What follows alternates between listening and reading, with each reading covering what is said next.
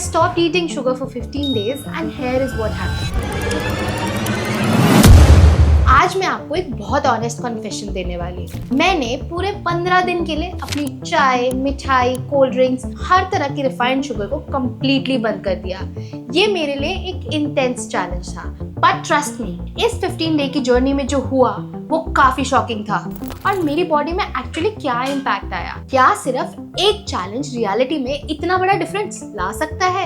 आज मैं आपको बताऊंगी कि कैसे इस छोटे से चेंज से मेरी पूरी बॉडी ट्रांसफॉर्म हो गई है एंड मेरे एनर्जी लेवल्स तो इंक्रीज ही हो गए हैं। देखिए, हम सब जानते हैं कि शुगर हर जगह छुपा है।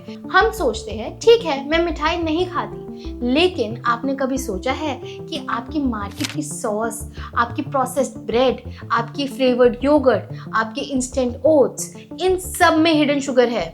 ये हिडन शुगर्स हमारी लाइफ में काफ़ी डैमेजेस क्रिएट करते हैं जो हमें पता भी नहीं चलते, लेकिन हमारी हेल्थ धीरे धीरे बिगड़ जाती है।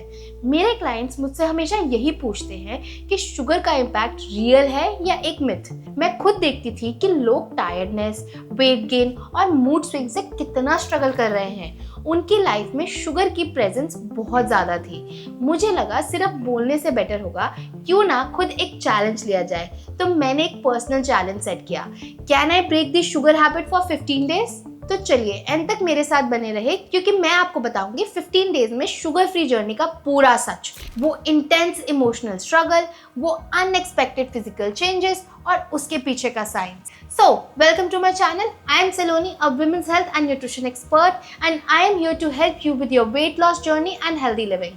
सो लेट्स गेट स्टार्टेड। मैं अपने क्लाइंट्स को हेल्दी लिविंग के लिए गाइड करती हूँ, लेकिन शुगर की क्रेविंग्स हर कोई कभी कभी इग्नोर कर देता है। स्टार्टिंग में मुझसे भी शुगरी चीज़ों पर कंट्रोल नहीं होता था, बट एज अ न्यूट्रिशनिस्ट मैं जानती हूँ कि रिफाइंड शुगर इन्फ्लेमेशन बढ़ाता है, स्टमक को अपसेट करता है, लेकिन उस कंफर्ट फूड का इमोशनल पुल बहुत स्ट्रांग है।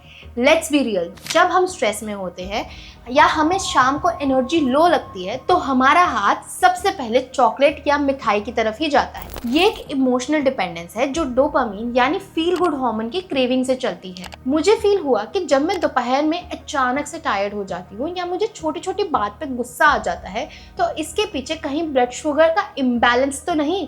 ये मूड स्विंग सिर्फ स्ट्रेस की वजह से तो नहीं थे, ये इंसुलिन के रोलर कोस्टर की वजह से थे जो हर दिन 2 घंटे में मेरी बॉडी को इम्पैक्ट कर रहे थे। Especially for women with PCOD and PCOS and those trying to lose weight, sugar एक स्लो पॉइजन की तरह काम करता है। ये इंसुलिन रेजिस्टेंस को बढ़ाता है और हार्मोन्स को डिस्टर्ब करता है। अगर हम रूट कॉज को ही ठीक नहीं करेंगे तो कोई डाइट काम नहीं करेगी।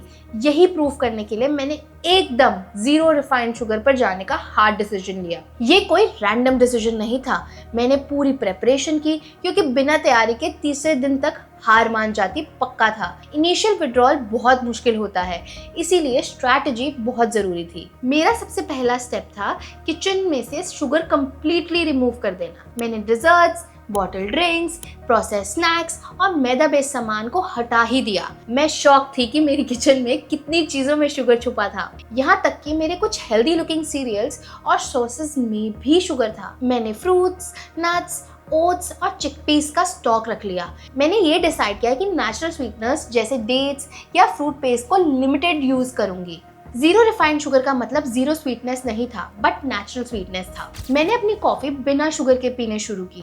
पहले 2 दिन ऐसा लगता था कि मैं कड़वा पानी पी रही हूँ, बट 5 दिन के बाद मुझे दूध का असली टेस्ट आने लगा। मखानास, रोस्टेड चनास और फ्रेश फ्रूट्स मेरी डाइट का पार्ट बन गए। ये फाइबर और प्रोटीन दोनों देते हैं, जिससे ब्लड शुगर स्टेबल रहता है। खाने में मैं सिंपल घर का खाना खा रही थी, जैसे दाल, सब्जी, रोटी, दही। मैंने प्रोटीन और हेल्दी फैट्स को हर मील में बढ़ा लिया, क्योंकि ये पेट को फुल रखते हैं और क्रेविंग्स भी नहीं होने देते। फिर मैंने एक डेली नोट्स रखे on my energy, mood, sleep और डाइजेशन। क्रेविंग कंट्रोल करना मेरा सबसे बड़ा टेस्ट था। जब भी इंटेंस क्रेविंग आती थी, ट्रस्ट मी, मेरा हाथ फ्रिज की तरफ जाता था, पर मैंने खुद को समझाया ये सिर्फ 5 मिनट की क्रेविंग है, ये चली जाएगी। मेरी डिस्ट्रैक्शन थेरेपी बहुत इफेक्टिव थी। जब भी मैं हारने वाली होती थी तो मैं सौंफ ले लेती थी, 1 ग्लास पानी पी लेती थी या तुरंत वॉक पर चली जाती थी।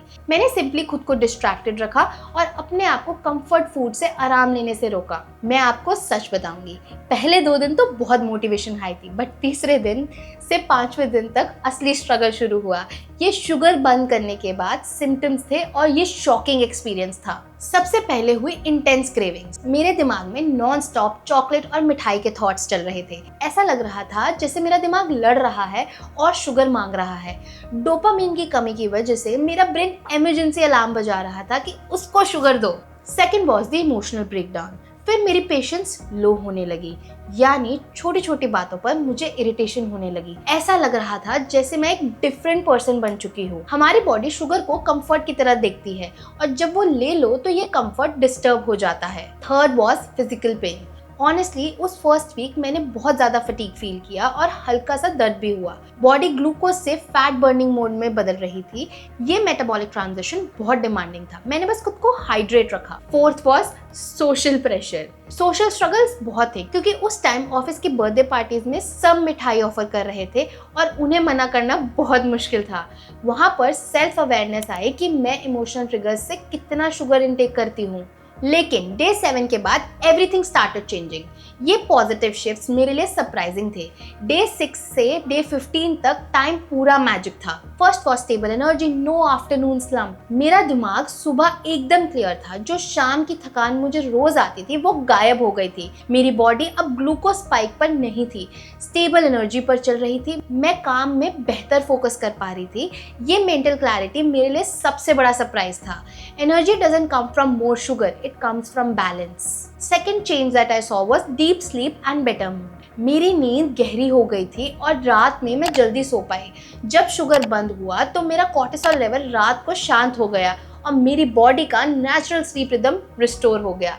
मूड फ्रेश रहने लगा and I felt more calm and confident in my food choices. Third change that happened was digestive comfort and a clear skin. सबसे बड़ा चेंज मेरे स्टमक में आया। ब्लोटिंग कम हो गई और डाइजेशन की प्रॉब्लम ऑलमोस्ट खत्म थी। मेरा पेट पहले जो अपसेट रहता था वो सब ठीक हो गया और मेरी स्किन भी काफी ग्लो करने लगी, as you can see.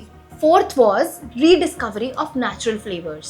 जब मैं शुगर नहीं खा रही थी तो नेचुरल खाने का स्वाद अच्छा लगने लगा। ये सब अनएक्सपेक्टेड लर्निंग थी। एक सिंपल एप्पल या एक स्वीट पोटैटो भी काफ़ी मीठा लगने लगा।